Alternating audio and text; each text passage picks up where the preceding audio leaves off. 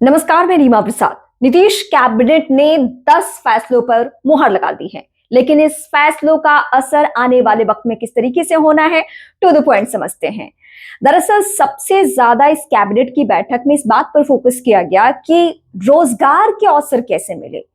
1 करोड़ लोगों को रोजगार दिए जाने हैं आने वाले 5 साल में, और इसके लिए जो सरकार ने सबसे ज्यादा फोकस जिन जिन चीजों पे किया है वो सिलसिलेवार तरीके से मैं आपको बताने जा रही हूँ।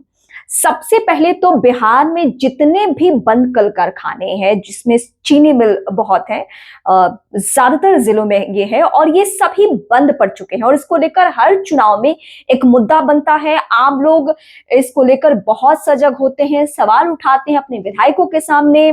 जो मंत्री रहते हुए विधायक का चुनाव लड़ते हैं, उनके सामने भी सवाल उठाए जाते हैं कि आप तो पावरफुल है, आपके हाथों में जिम्मेदारी है, इस बार अगर आप जीतना तो ये कदम उठाना। लेकिन हर बार सिर्फ और सिर्फ उनके साथ वादे किए जाते हैं। लेकिन इस बार नीतीश कैबिनेट ने पहली दफा ऐसा हुआ है कि पहली बैठक के जरिए, कैबिनेट की पहली बैठक के जरिए रोजगार के मसले पर ध्यान दिया है। बंद पड़े चीनी मिलों और कल कारखानों के बारे में ध्यान दिया है, और यह वादा किया जा रहा है कि इन्हें पुनर्जीवित किया जाएगा।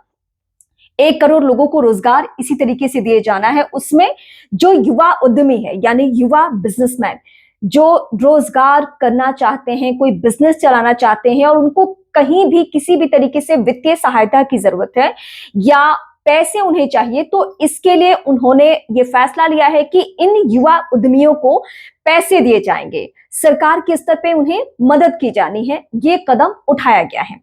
इसके अलावा मैं पहले भी आपको बता चुकी हूं कि जितने बंद पड़े चीनी मिल या कल कारखाने हैं, उन सभी का जीर्णोद्धार होना है। उन्हें फिर से ऐसा बनाना है कि रोजगार वहां से मुहैया हो। और भी बड़ी बातों पर फोकस किया गया है कि जहां जहां भी लगे कि रोजगार यहां से मिल सकता है, वहां स्टार्टअप्स लगने हैं। अब ये सरकार के स्तर पे कदम उठाए जा रहे हैं। अभी तक ये वादा है या आने वाले दिनों में इसे धरातल पर भी देखने को मिलेगा, ये सवाल अहम है। क्योंकि इस चुनाव में 2025 के बिहार विधानसभा चुनाव में रोजगार बहुत बड़ा मुद्दा रहा। चाहे वो तेजस्वी यादव अपने स्तर से इस मुद्दे को उठा रहे हों, या प्रशांत किशोर ने रोजगार और पलायन के मुद्दे को बहुत बड़ा कर दिया हो। हालांकि भले ही वो शून्य पे हैं, लेकिन ये सच है कि उन्होंने सबसे ज्यादा रोजगार के मुद्दे पर बात की। सरकार की चुनाव जीतने के बाद भी बहुत किरकिरी होती रही कि 10,000 रुपए देकर ये चुनाव जीत लिया गया है। सरकार के पास कोई प्लानिंग नहीं है, बिहार के लोगों को लेकर कोई रोजगार का मुद्दा नहीं है। बिहार के वोटर्स को भी बहुत कोसा गया। दूसरे प्रदेशों से रहने वाले लोगों ने ये सवाल उठाया कि बिहारी तो 10,000 रुपए लेकर वोट दे देते हैं।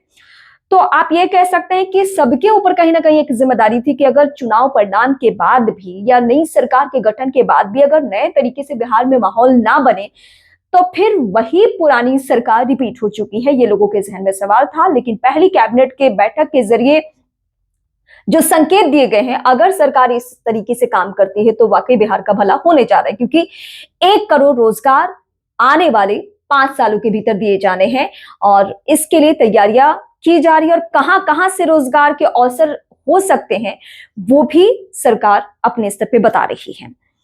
अब फोकस करते हैं कि बिहार विधानसभा का पहला सत्र 1 से 5 दिसंबर तक रहना है।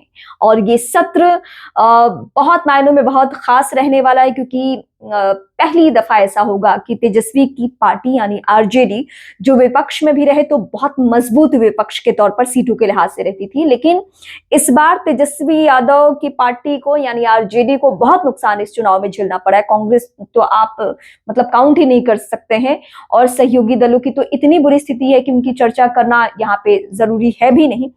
तो फिलहाल विधानसभा का माहौल बिहार का कुछ अलग देखने को मिल सकता है। मतलब विपक्ष के तेवर में शायद वो पहले जैसी स्थिति ना रहे जो हमने बार बार बिहार विधानसभा के अंदर देखा है। लेकिन फिर भी ये 5 दिनों का जो सत्र होगा, उससे सरकार का भी रुख तय हो जाना है। सरकार के बारे में भी पता चल जाएगा कि सरकार किन किन मुद्दों पर आने वाले वक्त में काम करने वाली है। पहले तो नवनिर्वाचित जो विधायक है वो शपथ लेंगे, और उसके बाद सत्र के दौरान सरकार अपना रोड मैप भी रख सकती है। और विपक्षी खेमा किस तेवर के साथ इस सदन में आते हैं, सत्र में आते हैं, ये सवाल सबसे ज्यादा अहम रहने वाला है। तो फिलहाल हम फोकस कर रहे हैं कि पहली दफा ऐसा होने जा रहा है जब नीतीश कैबिनेट की चुनी हुई सरकार पहली कैबिनेट के जरिए रोजगार पे बात कर रही है। बहुत बड़ी बात है।